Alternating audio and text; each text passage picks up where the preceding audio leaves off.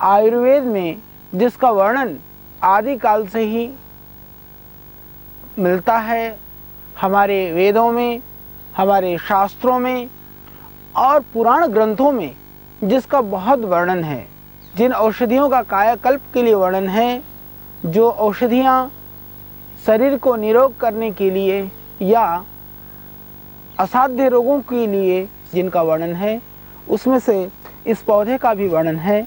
इसको हम बोलते हैं अपामार्ग, इसको चिरचिटा भी बोलते हैं। बहुत सारे ऐसे इसके चमत्कारिक गुण हैं, जिस गुण के संदर्भ में हमारे आयुर्वेद आचार्यों ने, जड़ी बूटियों के जानकार लोगों ने बहुत सारे काम भी किया है।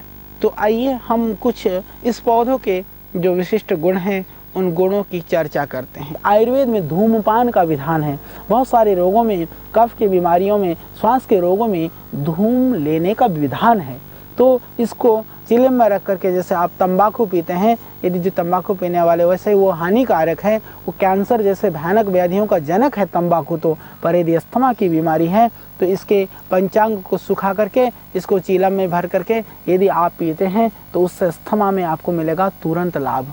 पर ये नशा के लिए नहीं, ये रोग मुक्ति के लिए आप करके देखिए प्रयोग। ये अत्यंत गुणकारी है, अत्यंत लाभकारी है आपके अस्थमा और आपके कफज रोगों में, कफ की बीमारी के लिए, श्वास की बीमारी के लिए, बलगम की बीमारी के लिए हंडिया में इसको फूंक करके इसके राख का सेवन करें, भस्म का सेवन करें। और यदि क्षार मिल जाए तो बहुत ही गुणकारी है। हालांकि क्षार बनाना थोड़ा सा कठिन कार्य होता है और ये सीजनल पौधा है, तो एक ही सीजन पे मिल पाता है, तो उतना नहीं हो पाता है। फिर भी आप गाँव में रहते हैं, ग्रामीण क्षेत्र में रहते हैं, आपके पास कोई 2, 4, 10 इस तरह के रोगी हैं, तो उनके लिए आप ज़रूर इसका प्रयोग करिए।